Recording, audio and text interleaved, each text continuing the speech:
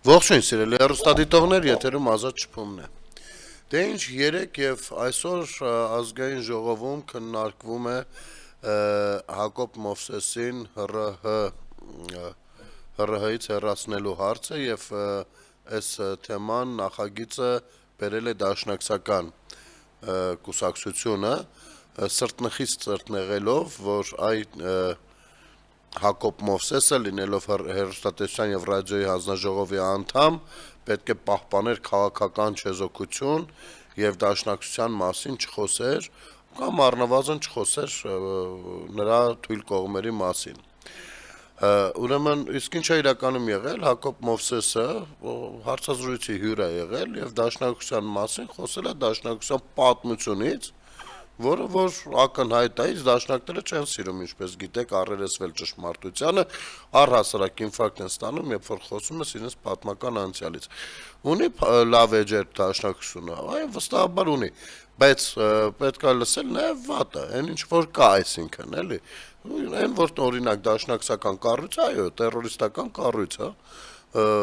կառույցի է վերածվել Հայաստանի Հանրապետության ներսում, որովհետեւ եթե դու քո սեփական պետության ներսում ես ահաբեկչական հայտարարություններով հանդես գալիս, դա terrorism-ի մասին է, վերջ։ Եթե դու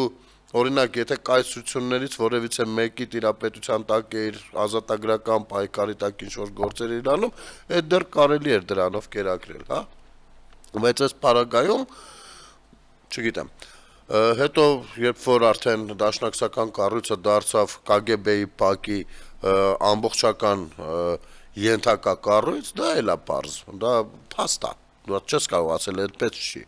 Դրանից հետո անկախությունից հետո terroristական դրսևորումները մինչև այսօր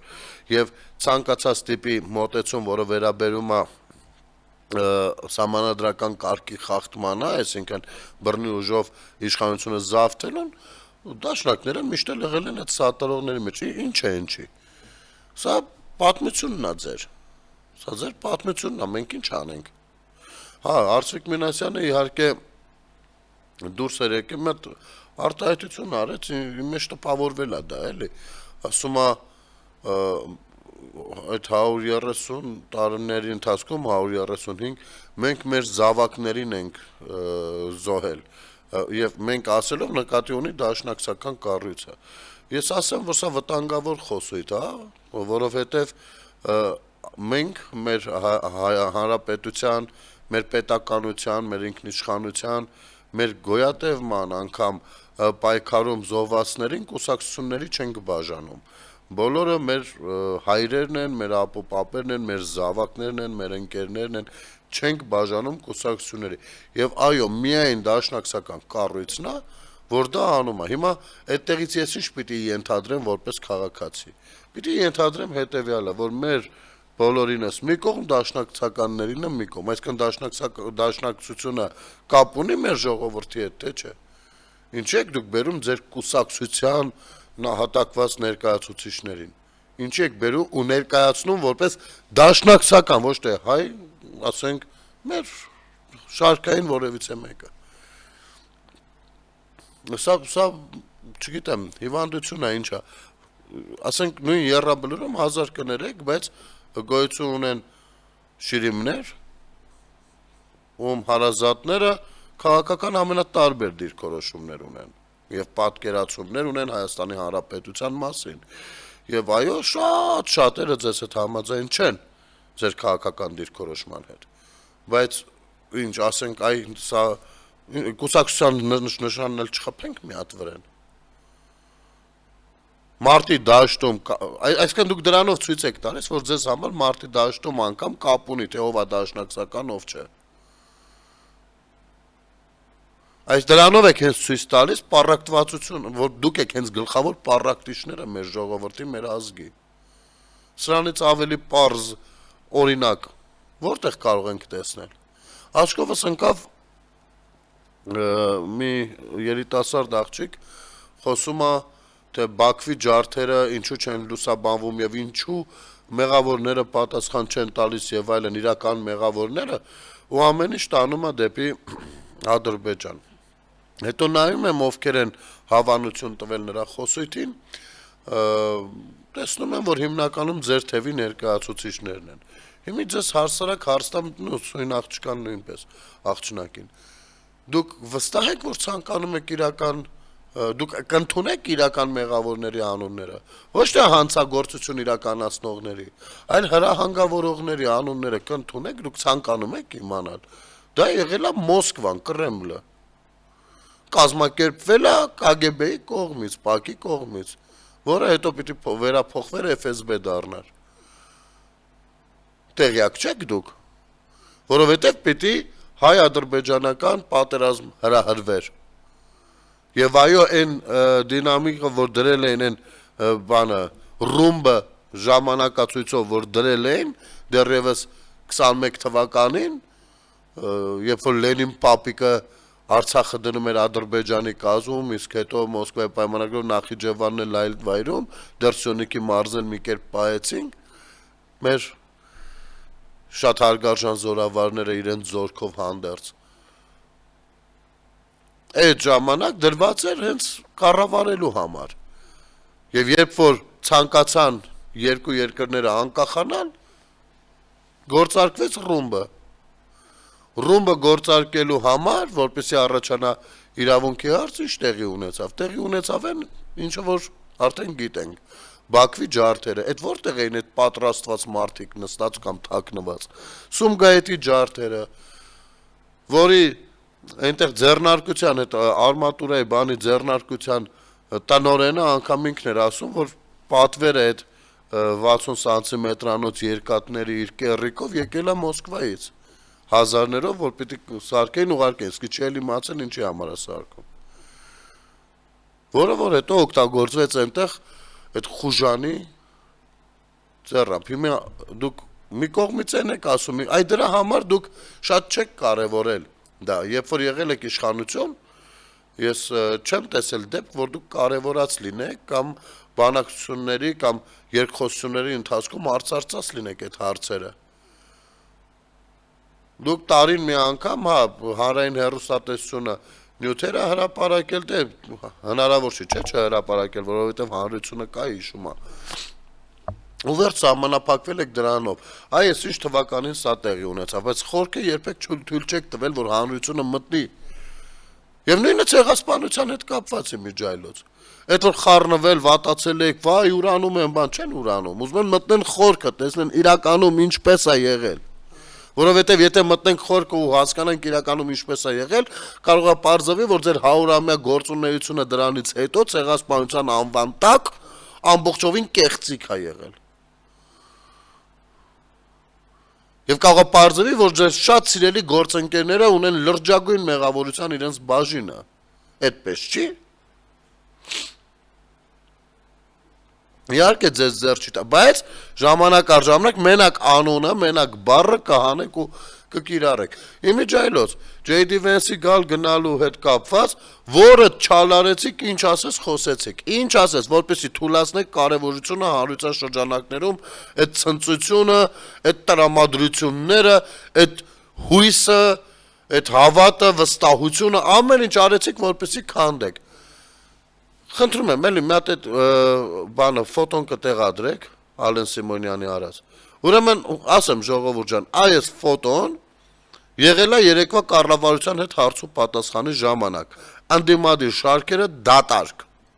դատարկ աթոռներն են դրած միայն։ Շնորհակալություն։ Ուրեմն երեք JD Vance-ի այցից հետո առաջին կառավարության հետ հարց ու պատասխաններ։ Ունեիք դժգոհություններ, որ ձեր այդ բոլոր հեռուստատեսություններով ու կայքերով տարածում եք։ Խնդրեմ, Նիկոլ Փաշինյանը այնտեղ, կառավարությունը այնտեղ։ Բա ուր եք։ Բացեք, բարձրաձայնեք։ Գիտեք ինչի եք թռել։ Ինչի եք փախել։ Որովհետև հեշտ է խոսել TV-ներում ու դեմագոգիայով զբաղվել մարդկանց բան համոզել, երբ որ հակառակ կողմից որևիցե մեկը չկա։ Դա ամենահեշտ զբաղմունքն է։ Եվ դուք հիանալի գիտեք, որ հասնեք այնտեղ նստեք խոսելիք չկա, որովհետև այո, ամեն ինչ շատ լավ է եւ իդեալական է անցել, եւ դուք դա գիտեք։ Բայց ձեզ դա հարմար չի։ Իմիջայլոց լուսանկարը հետեւյալ գրառմամբ էր։ Քաղաքական լուսանցքը հենց սա է։ երբ Հայաստանի Հանրապետության շուրջ պատմական իրադարձություններ են տեղի ունենում, ԱՄՆ փոխնախագահն է գալիս, հայտարարություններ անում, վարչապետը հարցազրույց է տալիս, ընտրություններին մնացել են օրեր, ինֆորմացիոն դաշտը տրակում է, իսկ դու քո միակ քաղաքական ամբիոնը չես օգտագործում։ Դու ուղղակի չկաս, գոյություն չունես քաղաքական դաշտում։ Մեկ-մեկ փողոցում գորգռում ես նույն թեզերը, Facebook-ում բառակույտ հիշեցնող տեսանյութ հրապարակում, ներկայանալիս էլ ասում ես ես դեպուտատ եմ։ Տանն էլ գիտեն գործի ես գնացել։ Ալեն Սիմոնյան։ Ուր եք բա։ Ամեն մեկդ մի հատ միկրոֆոն առած, արդեն չեք բավարարվում ձեր 50-ից ավել լրատվականներով, մի հատ էլ տնից եք մտնում խոսում, մի հատ էլ գրառումն եք անում, թե ինչքան վատ է ամեն ինչը պետք է երկիրը այս վիճակից հանել ժողովուրդ։ Ուրեմն իմ ընկերներից մեկը մի հիանալի ձևակերպում էր արել։ Հենց այդ մասով։ Ուրեմն ասում է դուք չեք կարող ելքի ճանապարհը գտնել, որովհետև պատերը դուք չեք կառուցել։ Այսինքն այդ փակ տարածքը, քանի որ դու չես կառուցել, դու կամ չես կարողանալու կամ դժվարությամբ ես ելքը գտնելու։ Ուրեմն այդ պատերը կառուցողների հետ պետք է սկսես արդեն խոսել, որպեսզի հասկանաս քո ելքի տեղը, բայց դուք ոչ, նստում եք այդ պատերի ներսում ու բերել եք պատերը ամրացրել եք, թույլ եք տվել ամրանան, ու այսօր ասում եք պետք է երկիրը այս վիճակից հանել։ Նախ երկիրը շատ էլ նորմալ վիճակում է, շատ էլ նորմալ։ Են գիտեք մի հատ հին անեկդոտ կար, չէ՞, այս Ագրավա Արծիվին հարցնում է, ասում է, Արծիվ, ասում է, լսել եմ 500 տարի ապրում ես, հա։ Արծիվն ասում է, հա, Ագրավ, կռոցդ չլինի 1000 էլ կապրեմ։ Հիմա այստեղ է, բերել դուք այս ամեն ինչը թույլ եք տվել, այսօր հայհոյա խառն մի հատ վիճակ եք ստեղծել, բոլորը բոլորին ատեն, հետո դուք գալիս ասում եք, գիտեք, ատելության մթնոլորտ է, ժողովուրդը պառակտված է, մենք եկել ենք այս վիճակից երկիրը փրկենք, որովհետև այն ժամանակ այդպես չէր։ Այն ժամանակ գուցե այդպես չէր, որովհետև դուք հակառակ կողմում չէիք։ Հենց դարձակ իշխանություն, սկսեցիք բոլորին հայոյել, բոլորն էլ ձեզ են հայոյում։ Բա ինչ անեն, նստեն նայեն ոնց եք հայոյում դուք։ Սկսեցիք կեղծ թեմաների վրա, հա, դու ամեն առաջինը սկսեցին բանից, ախր նենց տեղից, որտեղ առաջին դրոշակակիրներն են, ում հիմնադրամներ, չեմ էլ հիշում։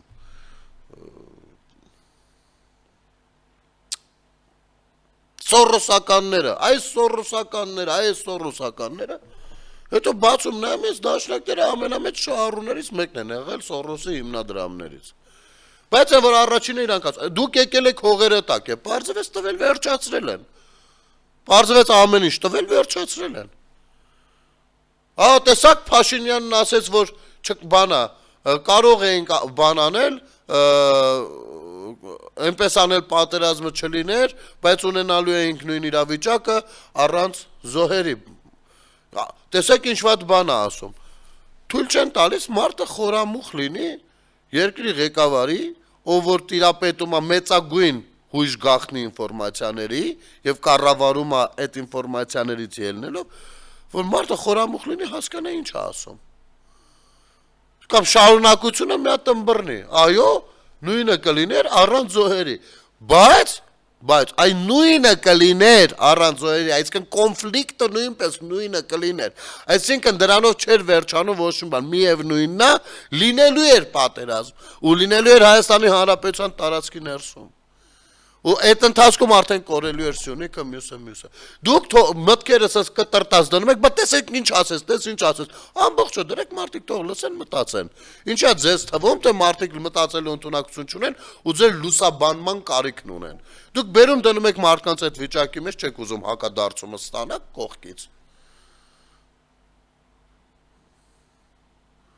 Նրա նման Նիկոլ Փաշինյանի նման մեկը անկեղծ եղել եք այս ժողովրդի հետ։ Իմիջիայլոց 3 նորից նայում էի դեռևս 3 տարի առաջ հրապարակված այն ազատության, ոչ թե վերջին, այլ այն ամենաառաջին պարզաբանումները, երբ որ արտահոսք էր եղել փաստաթղթերի, երկու ուղղությամբ չէ եղավ փաստաթղթերի արտահոսքը։ Մեկը վերաբերելի էր Լևոն Տեր-Պետրոսյան, Ռոբերտ Քոչարյան այդ պալատական հեղաշրջման շրջանին, որտեղ որ հիանալի այսօրվա հետ համեմատած հիանալի առաջարկներ են եղել։ Եվ Արցախյան կողմը չի ընդունել։ Արցախի ժողովուրդը տեղյակ եղել է դրանից։ Փոխարենը ինչից է տեղյակ եղել։ Ձեր նմանների միջոցով մենք ենք մեր բան, հələ հեսայեսի բան ենք անում, գնանք մուշուս ասում։ Դուք պետական մտածողություն եք դասիրակել հանրության շրջանակներում։ Իմիջիալից ես այստեղ մի բան կարդամ, ուրեմն, հա, աչքովս ընկավ կառավարության նիստում հստակ կարգ է որոշվել, երբ որտեղ եւ ինչ տարբերակով պետք է հնչի Հայաստանի Հանրապետության օրհներգը։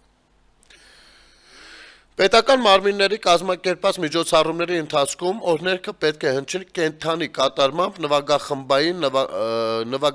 երգչախմբային կամ երգչախմբային տարբերակներով։ Այսինքն, եթե պետական մարմիններից որևէ մեկը անում է այնպիսի միջոցառում, որը պիտի սկսվի Հայաստանի Հանրապետության օրհներգով, ես ենթադրում եմ օրինակ, անկախությանը նվիրված միջոցառում պիտի անի այսինչ վարչական շրջանը, կամ բանակի տոնին նվիրված միջոցառում պիտի անի այսինչ մարզպետարանը։ Այս իրավիճակում պետք է անպայման ոչ թե ձայնագրություն միացվի, այլ կենթանի հնչողությամբ պետք է լինի նվագախմբային կամ նվագախմբային երգչախմբային։ Ոչ պետական մարմինների կամ այլ անձանց կազմակերպած միջոցառումների ժամանակ խրախուսվում է կենթանի կատարումը, բայց պարտադիր չի։ Բայց ձայնագրությունների պարագայում պարտադիր է կիրառել պաշտոնական տարբերակները։ Ուսումնական հաստատություններում շաբաթվա սկզբին հնչող օրհներգը պետք է կատարվի սաների կենթանի ձայնակցությամբ։ Սա պետական դաստիարակությունն է, որ երեխան պետք է այդ ինքը պիտի ձայնակցի այդ երգին։ Իր պետության օրհներգը։ Այո, սա պարտավորություն է, սա դաստիարակություն է եւ պարտադիր կրթություն։ Օրհներգի ունկնդրումը կամ ձայնակցումը պետք է իրականացնել հոտնկայից աջ ձեռքը կրծքին դրված, եթե չկա օբյեկտիվ անհնարինություն։ Վերջ։ Սա պարտադիր է։ Պարտադիր է պետությունում։ Իմիջիալից ինչ վերաբերում է նվագախմբային, երգչախմբային, այո, դժվար կլինի գտնել հայտ, բա խրախուսեք թող լինեն։ Սրանից հետևում են տարբեր պրոցեսներ, չէ՞։ Այ մատների արանքով չնայելու մասին ասա։ Հա, երկիրը կա, բայց եկեք մենք բանը երկենք, այն, չգիտեմ ինչ է։ Ախպեր ջան, ես չեմ ստվերում մեկով մյուսը, հանկարծ այդպես չմտածեք։ Բայց սա պետական դաստիարակությունն է։ Եվ եկեք հիմա դուրս գանք փողոց, տեսնենք մեր հայրեն առաջին, մեր օրհներգի առաջին երկտողից հետո շարունակությունը քանի քաղաքացի գիտի։ 0։ Ես վստահ եմ 100 հոգու հարցնենք 0 է լինելու, մաքսիմում 2։ Որովհետև փոխարենը ինչ ասես սովորեցրել եք, ինչ ասես։ Պետական մտածելակերպը կտրել հանել եք։ Դրա համար այսօր դժվար է, այո դժվար է ժողովուրդ ջան, մեզ համար դժվար է։ Որովհետև մենք այսօր ենք սկսում վերագնահատել մեր ով լինելը։ Ինչ ունենալը։ Կշարունակենք կարճ դադարից հետո։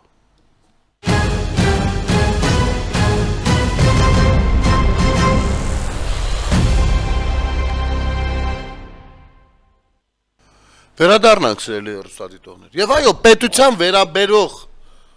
պետության հետ կապված ցանկացած բան, որը պարտադիր, եթե օրենքով է, ուրեմն դա պարտադիր կատարման ենթակա է։ Եվ ոչ միայն օրենսդիր մարմինները պիտի իրենց պարտականությունները օրենքով իրականացնեն, այլ քաղաքացին նույնպես պիտի իրականացնի։ Առավել ևս այն ամեն ինչը, ինչը վերաբերվում է պետությանը եւ նրա օրհներգին կամ մյուսին։ Կունենանք որոշ անհամաձայնություններ կապված զինանշանի բանի հետ, ասենք, ես ինքս ունեմ։ Բայց ես առնվազն չեմ անարգում այսօրվա եղածը։ Ոչ, ես հարգում եմ սահմանադրական կարգին համահունչ, իմ առաջարկներն էլ փորձում եմ հրապարակային ձևով ներկայացնել, որ ավելի շատ հարգեմ։ Այստեղ է հարցը։ Բայց այն ինչը կա, դա իմն է։ Ընդ որում, տեսեք, մենք միշտ զբաղված ենք եղել մտածելով հետևյալ կերպ։ Շատերի հետ որ բանավիճում եմ այդտեղ է։ Ասում են, Ղարաբաղը մերն էր։ Գիտեք ինչ, եթե ինչ-որ մի բան դեռևս քեզ մոտ է, դա դեռ չի նշանակում, որ դա քոնն է։ Եվ Ղարաբաղը, Արցախը, այո, պատմականորեն մերն է եղել, բայց մենք թույլ ենք տվել, որ նա հայտնվի ուրիշի մոտ։ Հետո, երբ որ մենք ռազմական գործողությունների պատերազմի արդյունքում հաղթանակ ենք տարել, մենք դա չենք ամրացրել դիվանագիտական փաստաթղթերով։ Եղել է դժվարություններ գուցե, չգիտեմ, կամ անհաղթահարելի արկերտներ, պատնեշներ, հարցը այստեղ էլ չի։ Գուցե դա իսկապես անհնար էր։ Հարցը սա չի։ Հարցն է, որ հանրությանը խաբել են ու ասել են սա մերն է։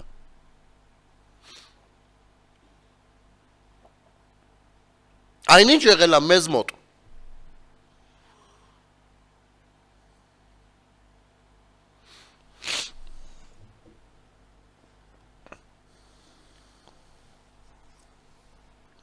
Խոսում են սահմաններից են սկսել խոսել, սահմանամերձ գյուղերից են սկսել խոսել, թե նոր ձևավորվող մի հատ ուժ կա, այն որ նոր եք դուք ձևավորվում, դա չի նշանակում, որ դուք նոր ուժ եք, երեկ իմիջայլոց հայտարարեցին, որ իրենք որպես նոր ուժ Հայաստան կուսակցություն, ղեկավարը ով Սամվել Կարապետյանը, ինչպեսի անակնկալ, Սամվել Կարապետյանը իմիջայլոց, եկեք այսպես նայենք էլի, մարդ, մի խոսքով սենց, չգիտեմ, պահպանել եմ ֆոտոն,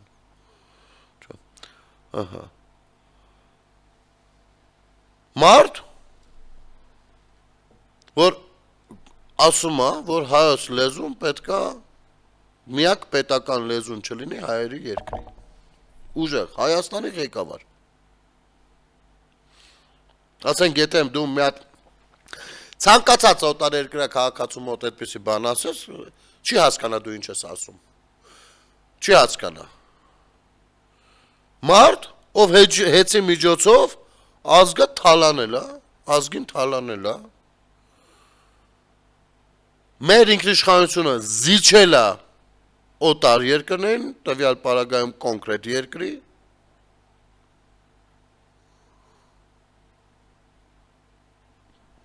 չգիտեմ, էդի թվարկենք, չթվարկենք, այսօր էլ պիտի հայտարարեին, իհարկե դեռ ես տեղյակ չեմ, իրենց վարչապետի թեկնածուի անունը։ Եվ այս դեգրադացիան փորձում են վաճառել մեր հասարակության որոշ շերտի վրա, գիտեք ինչու, որովհետև այո, մեզ պարտադրված չի եղել պետական օրհներգը լսելուց ոտքի կանգնել պարտադիր ձևով ու ձայնակցել երգչախմբին։ Այո, երգչախումբ չի եղել։ Բայց մենք եղել ենք շատ հայրենասեր։ Երլիր դաշնակ դրո, բասկի տուժը բեր, ես ռազմահայնասիրական երկերը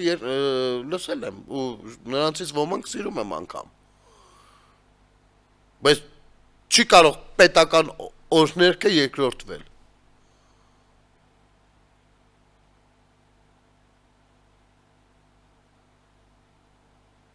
այսքան ցեխոտվել, կեղտոտվել,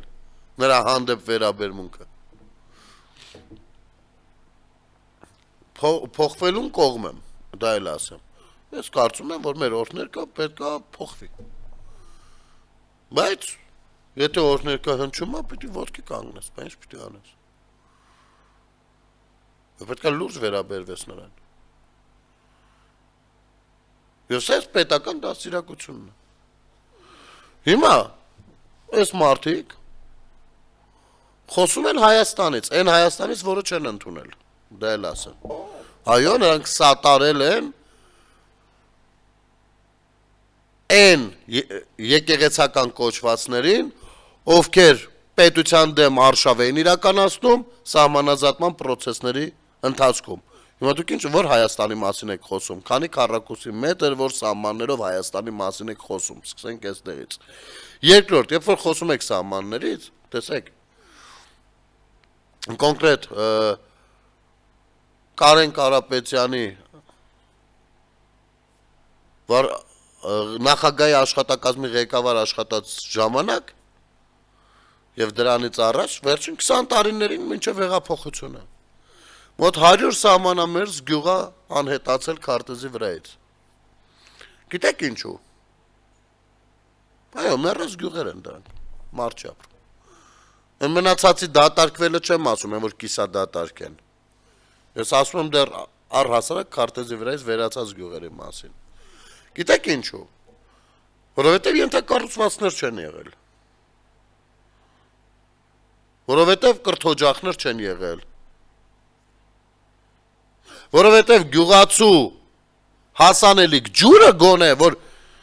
ջրի բոստանը։ Ես դեռ չեմ խոսում այգին, բան։ Գողացել եք։ Ու գնահատական չի եղել սրա շրջանակներում։ Այսօր սրանք խոսում են սահմանից, սահմանամերձ գյուղերից, թե ոնց պետք է նրանք զարգանան։ Դուք որ չխանգարեիք, այդ գյուղերը արդեն կզարգանային։ Սա մեկ։ Ձեր սրտացավությունը չգիտեմ ում հանդեպ կարող եք օգտագործել ու կիրառել, բայց ես հասարակ, ամենահասարակ վերջին տվյալով օրինակ բերեմ։ Այսօր մտածում էի հենց այդ մասին, որ սահմանամերձ գյուղերում ինչքան տներ են կառուցվում, իհարկե սահմանամերձ ասելով հիմնականում կամ գնում ենք Ոսկեպար Կիրանց չէ, այդ հատվածը մտովի, կամ գնում ենք Սյունիքի մարզ, մինչև Ջերմուկի դիրքերով էսքո։ Բայց մենք ունենք Արարատի մարզում նույնպես սահմանամերձ վայրեր, չէ, Երասխով, Նախիջևանի սահմանինքից։ Ուրեմն, Արարատի մարզի Երասխ բնակավայրում 75 տուն է կառուցվում սահմանամերձ բնակավայրերում բնակապահովման պետական աջակցության ծրագրի շրջանակներում։ 75 տուն են 16 միլիոնի ծրագրին է, եթե չեմ սխալվում, կառուցվում է։ Եթե կարողանաք այդ ձեր ձևիսներով, լավ, ուժեղ Հայաստան, նենց էլ մի հատ անուն են դրել ախր։ Հայաստան բառը օգտագործում են նրանք, ովքեր Հայաստանի հետ կապ չեն ունեցել։ Լավ, ուժեղ Հայաստան, Դաշնակցություն, Հանրապետական, Վանեցյան, Մանեցյան, այս բոլորով ասեք, թե պետությունը ձեր բոլոր ժամանակներում քանի գյուղացու, քանի տուն ապահովելու քանի ծրագիր է իրականացրել։ Եթե դա լինի 1 կամ 1-ից ավել, ես այլևս ձեր անունը չեմ տա։ Չեմ հոլովի, ոչ մի բանում։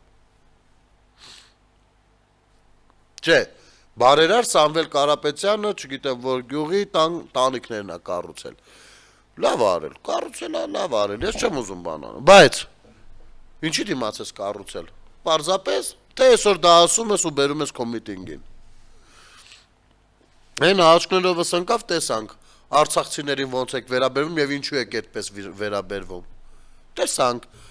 բանում Վաղարշապատում հաղթանակ դաշինքի 6 անդամների նկատմամբ կիրառվել է տնային կալանք եւ այլ խափանման միջոցներ։ 25 թվականի նոյեմբերի 16-ին թիմ ընտրությունների ընթացքում մարդկանց ապօրինի ձևով ցուցումներ տալու, պարտադրելու, ուղղորդելու համար։ Դա քրեական հոդված է։ Եվ ձայնագրությունների մեջ դուք խոսում եք դրանից, արցախցիներից ինչ կա, բերել եք, տարել եք, չգիտեմ ինչ արել եք։ Արցախցիները ձեզ համար ընտրության մատերիալ են, ձայն են ու վերջ։ Դուք արցախցիների հոգսով ապրած կաք, հոգսով ապրած լինեք, ձեզանից մեկը գոնե մեկը ժամ ու կես ծառայած կլիներ Արցախում։ Հա, մի ժամ, լավ։ Այ մարդ, կես ժամ։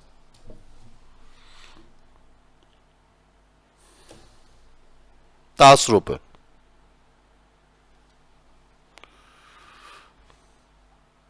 Հետո երբ որ խոսեցնում ես, բա դուք ատելություն եք սերմանում, բաժանարար գծեր եք դնում, լավ չեք։ Սիրելի արցախցիներ, ահա թե դուք իրենց ինչին եք պետք։ Ես անկեղծ եմ ասում, ես ձեզ չեմ թշնամացնում։ Ես ասում եմ, որ չի կարող պետությունից բացի, կառավարությունից բացի ձեր մասին որևիցե մեկը մտածի։ Գուցե մտածելու մեթոդներն ու չափերը դուրները չի գալիս, բայց այլ որևիցե մեկը չկա։ Եվ եթե այդ մտածելը պարզապես մտածելով, հավատացեք ինձանից շատ ձեզ մասին ոչ ոք չի մտածել։ Հիմա J.D. Vance-ը Բաքվում քննարկել է բանտարկյալների ազատ արձակման հարցը։ Իլհամ Ալիևի հետ նրա հանդիպումից հետո հայտնել է ԱՄՆ փոխնախագահի մամուլի խոսնակը։ Ինչ-որ, գիտեք ինչ, սա ես տեսել եմ Ջիրայր Ոսկանյանի տելեգրամյան ալիքում։ Ուրիշ ոչ միտեղ դեռևս չեմ տեսել։ Ուրիշ իմիջայլոց վաղուց է հրապարակած։ Երեք։ Ոչ միտեղ աչքովս չի ընկել։ Բախի չի։ Այստեղ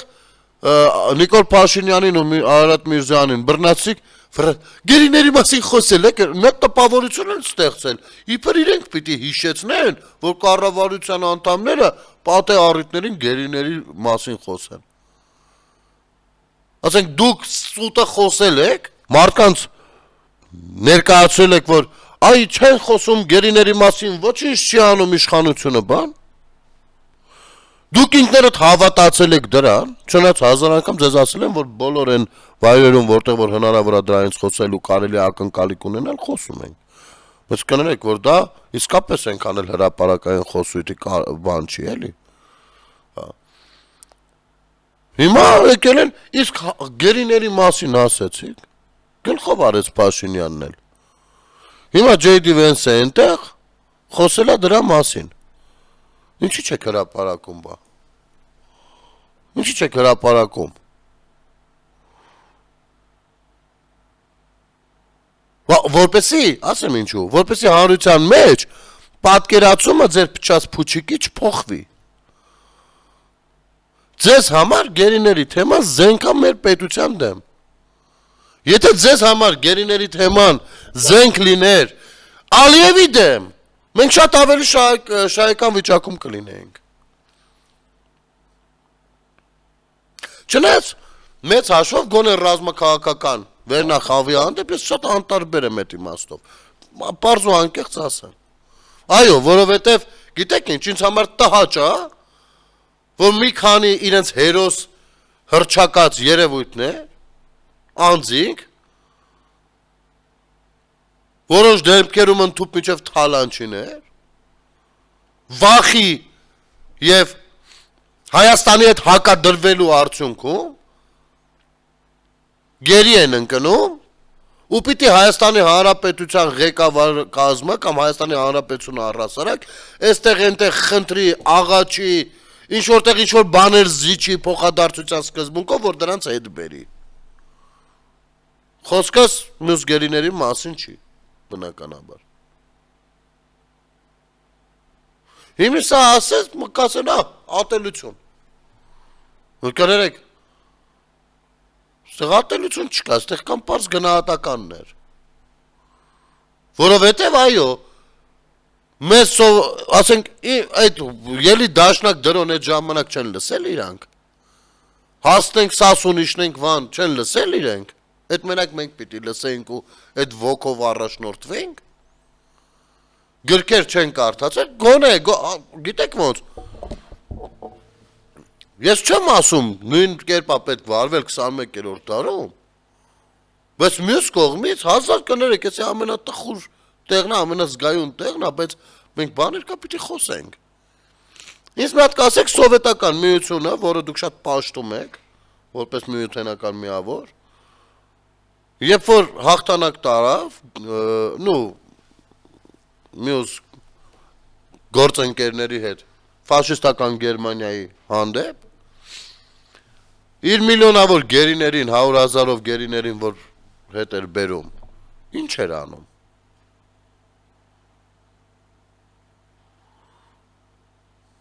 Ինչ էր անում։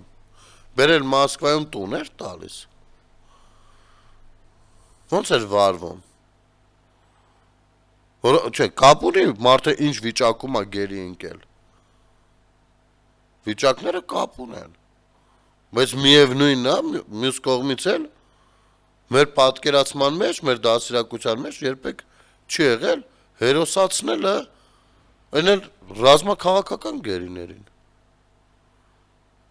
Տարան, ոնց ուզեցին Հայաստանի դեմ օգտագործեցին, հիմա էլ հեսա դե բանա J.D. Vance-ը խոսել է, կարող է խոսքը հաշվի առնծվի, բաց թողնեն։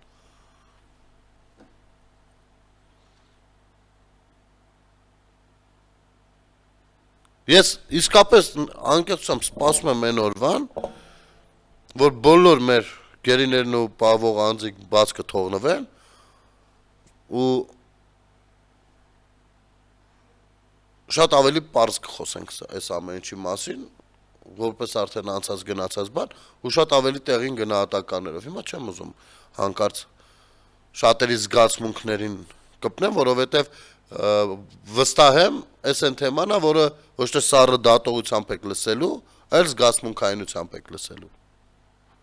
Բայց կներեք, հանուն հայրենիքի պաշտպանության իր կյանքը դրած տղեն, մարդը, անկախ նրանից անգամ զոհվել է թե ոչ։ Ասենք պիտի զոհվի, որ հերոսն մարդիկ կան փառք Աստծո, ապրում են, չեն զոհվել։ Բայց ինձ համար ցավալի է, որ նույնացվում են մեկը մյուսի հետ։ Էլի եմ կրկնում, այո, կապ ունի ինչ պայմաններում են գերի ընկել, ասենք դա կա իրավիճակ, երբ որ անկախ մարդու ցանկությունից է դա տեղի ունենում։ Բայց ռազմաքաղաքական ղեկավարությունը իր ցանկությամբ է, իր որոշմամբ է հայտնվել այդ իրավիճակում։ Վստահել է օտարին ավելի շատ, քան հայերին։ Ու այսօր Հայաստանը պիտի մի բան զի, ասենք, որ ասում է Վենց ջան, Ալիևին կասես են մեր պահվող անձանցել, ասենք, քո հեղինակությունը օգտագործելով բան, սա խնդրանք է։ Փոխարենը Վենսը նույնպես մի բան կարա խնդրի։ Չէ, ասենք դե կարելի է իհարկե բան, իսկ կարող եմ ես ձեզ մի բան խնդրել։ Վեր, սա նշանակում է փոխադարձ զիջում։ Ու այն ինչը որ կա, դա մեզ բոլորից սա գնում, չէ։ Հա ուրախ կլինենք, թող գան,